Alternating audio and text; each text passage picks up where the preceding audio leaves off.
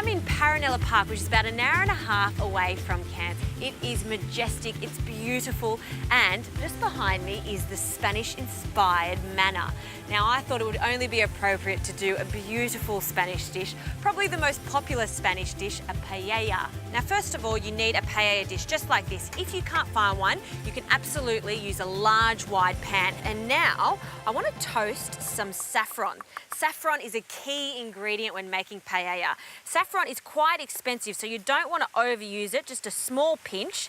By toasting it, we're going to get lots of flavor out of it, and then place it in the pan for about 10 seconds on each side. Then I'm going to place it in some chicken stock. Now, while that's happening on one side of the pan, I'm just going to add a little bit of olive oil to the other side and start cooking our chicken. Now, this is a paella that has a combination of chicken, a beautiful array of seafood, prawns, mussels, some local squid, and some chorizo sausage. This is just chicken wings that I've cut into drumettes, so you can see that when you put those two little bits together, that's the chicken wing. So much flavour in this, so in it goes. And we want to seal this off so it gets a really good colour, because it's going to give so much flavour to our paella.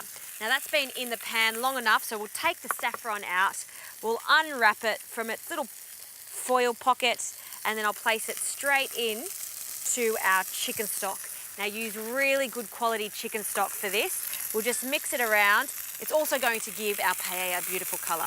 Let's have a look at our chicken now. We'll turn it over. Fantastic. We're getting some nice colour on these little drumettes. And there are so many different ways of doing paella. Sometimes I like to do it just a seafood-inspired one, sometimes just a meat one.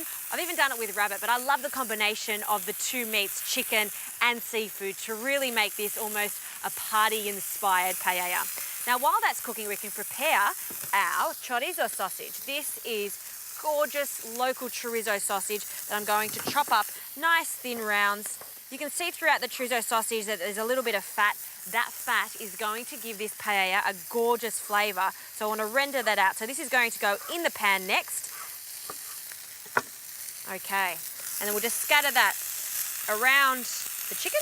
Once I get some really good colour on the chorizo sausage and the chicken, I'm going to remove it and then start cooking the sofrito, which is a combination of onion, garlic and capsicum. And I'm going to cook it for at least 8 to 10 minutes or until it's really soft and jammy.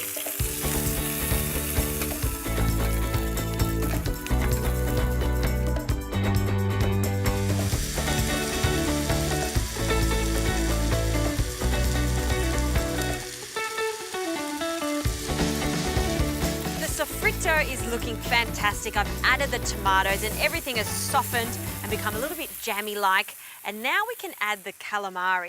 I'm going to use the hoods and the tentacles. Now, there's two ways of cooking the calamari. You can either add it to the top at the very last minute and just let the heat penetrate through the meat, or do as I'm doing and cook it really slowly. This means that this is going to become really soft, almost like butter when it's cooked with the rice. And now we'll add that to our sofrito, along with the chicken and the chorizo and any of those juices. Make sure you add them, and we'll give that a good stir, coating everything in that delicious sofrito. Oh, smells so good. Now we need a good amount of smoked paprika, so we'll add that to the dish. And you do want to toast this off for a few minutes. Now it's time for some herbs. I love the addition of some rosemary. Smells fantastic. 3 sprigs, and then bay leaf. Now for the stock that's been infusing with the saffron, we'll pour that in. Look at that colour. It's golden. Now for the rice. This is bomba rice, which comes from the Calaspara region in Spain.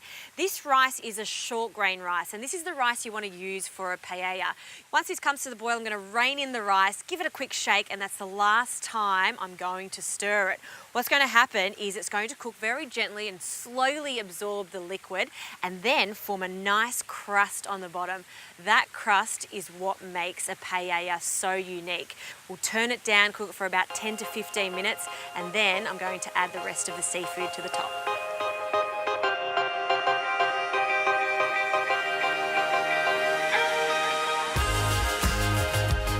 And now we can start adding our seafood. So I like to start with the mussels, and then I'm going to add the prawns and allow this to cook for a further 5 to 8 minutes.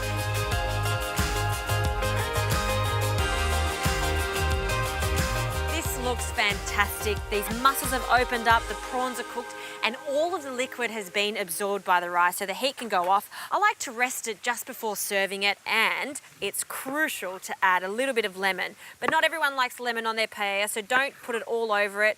Just cut some wedges and then garnish it over the top.